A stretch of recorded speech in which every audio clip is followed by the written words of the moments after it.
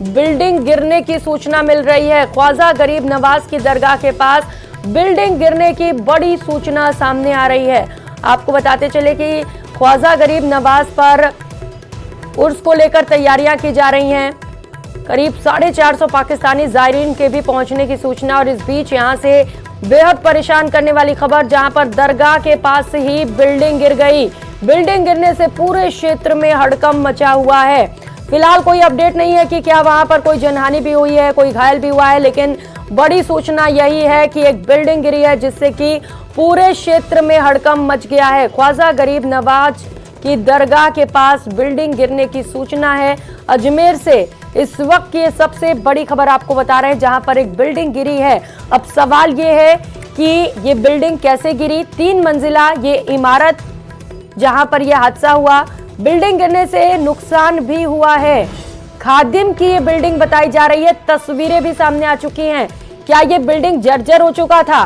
और अगर जर्जर हो चुका था तो इसे लेकर पहले ही प्रशासन ने ध्यान क्यों नहीं दिया? अब बड़ा सवाल यह है कि अगर यहाँ पर कोई बड़ा नुकसान होता तो उसके लिए जिम्मेदार आखिर कौन होता।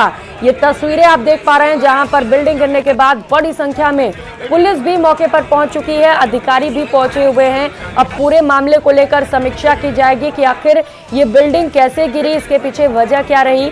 पूरे मामले को लेकर जांच की जाएगी। एक्सक्लूसिव तस्वीरें न्यूज़ 18 राजस्थान पर इस वक्त आप देख पा रहे हैं। ख्वाजा गरीब नवाज के पास ये बिल्डिंग गिरी है, जिसे लेकर अब वहां पर पुलिस भी पहुंची हुई है। लोगों से मलबे से दूर रहने की अपील की जा रही है और पूरे इलाके में हड़कंप मच चुका है। तो कुछ ही समय में यहां पर एक बड़ा आयोजन भी होने वाला है, जिसे लेकर तैयारियां की जा रही थी और उससे पहले एक बड़ा हादसा हो गया है। सहयोगी अशोक भाटी इस वक्त हमारे साथ जुड़ चुके हैं। अशोक, बेहद बड़ा हादसा, सबसे पहले अपडेट बताइएगा, कोई जनहानि या कोई नुकसान वहां पर? फिलहाल जनहानि की कोई सूचना नहीं मिल रही है, लेकिन 3 मंजिला ये इमारत जो बताई जा रही है वो जर्जर अवस्था में थी और जिला कलेक्टर और जो नगर निगम के आयुक्त थे उन्होंने एक दिन पहले ही मौका मुआयना किया था और इस बिल्डिंग को गिराने के यहाँ पर निर्देश दिए थे।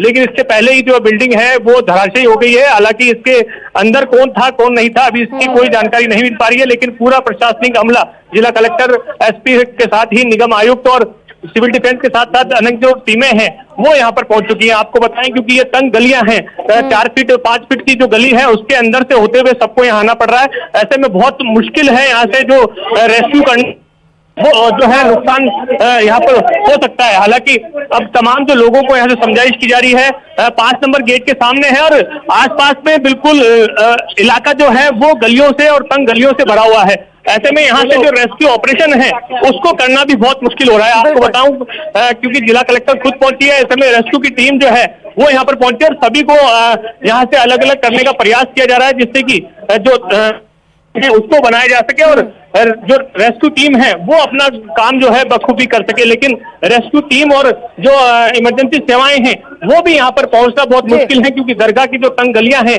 वो यहाँ पर काफी मतलब सकड़ी है। जी अशोक, तस्वीर हम देख पा रहे हैं, 3 मंजिला ये बिल्डिंग बताई जा रही है। क्या इस बिल्डिंग में कोई रहता था अशोक, या खाली था ये?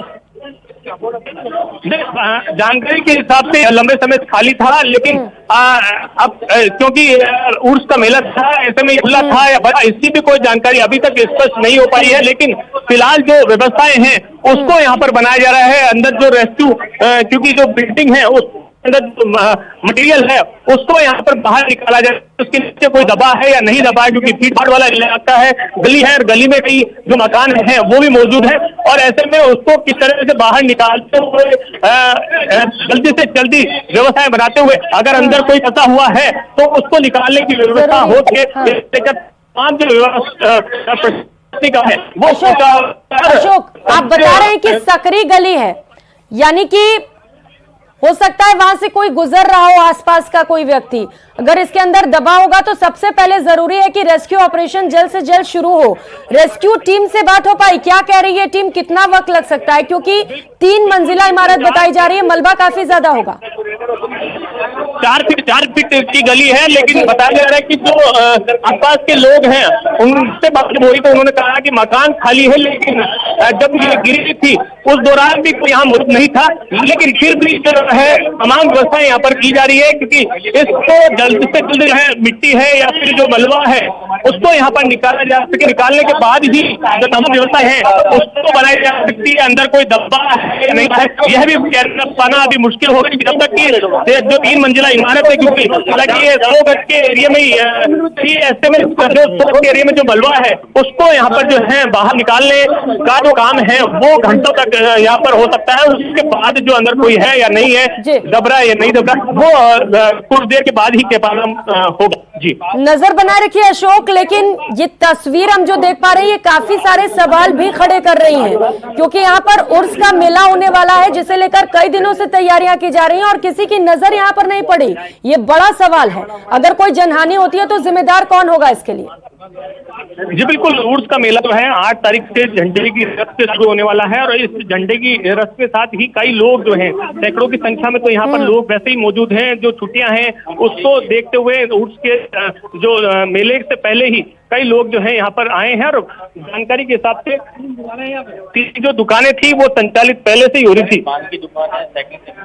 और ऐसे में अगर भीड़ के बीच में अगर कोई दबा हुआ है तो उसको निकालना भी एक बड़ा चुनौतीपूर्ण कार्य यहाँ पर जो है जिला प्रशासन के लिए होगा। इसी के कारण जो है जिला कलेक्टर खुद यहाँ पर जो मॉनिटरिंग कर रही है और जो व्यवस्थाएं हैं उसको जल्द से जल्द यहाँ तक पहुंचे और जो मलबा है उसको हटाकर जो नीचे भी अंदर अगर कोई है या नहीं है उसको देखने के बाद ही सब कुछ कह पाना यहाँ पर होगा।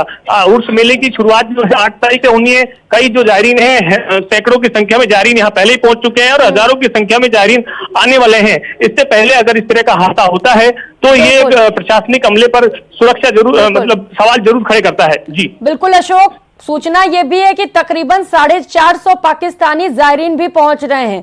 ऐसे में व्यवस्थाओं को लेकर वहां पर लगातार तैयारियां की जा रही हैं, लेकिन यह जिम्मेदारी प्रशासन की होती है कि जर्जर मकानों को और जो इमारत है उन्हें चिन्हित किया जाए और समय रहते उन्हें खुद ही तोड़ दिया जाए। ये नौबत आए ही ना। क्या कुछ और ऐसे मकान हैं अशोक उस इलाके में जिन्हें चिन्हित किए जाने की जरूरत है?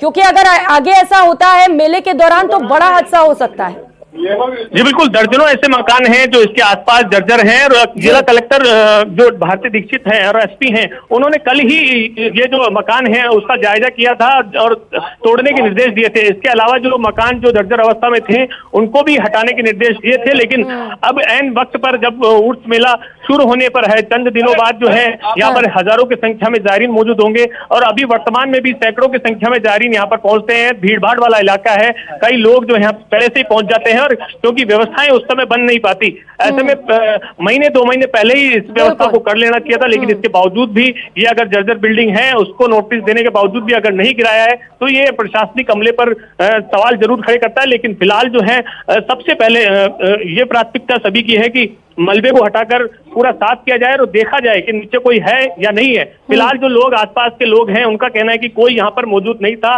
बिल्डिंग खाली थी और नीचे 3 दुकानें थी और जैसे ही गिरने लगी वहां से लोग वहां से रवाना हो गए। लेकिन जब तक कि नीचे से सफाई नहीं हो जाती तब तक यह कहना पाना मुश्किल होगा कि नीचे कुछ था या नहीं था। लेकिन अगर उर्स के दौरान अगर यह हादसा होता तो एक बड़ा हादसा यहाँ पर देखने को मिल सकता था। ऐसे में प्रशासनिक अमले को भी इस पर जो है कड़ी कार्रवाई करनी चाहिए। किसका यह मकान था, जर्जर था तो उसको पहले क्यों नहीं गिराया गया और इस तरह के मकान और कितने हैं, उन सभी व्यवस्थाओं को लेकर भी यहाँ पर प्रशासन पर सवाल खड़े होते हैं। हालांकि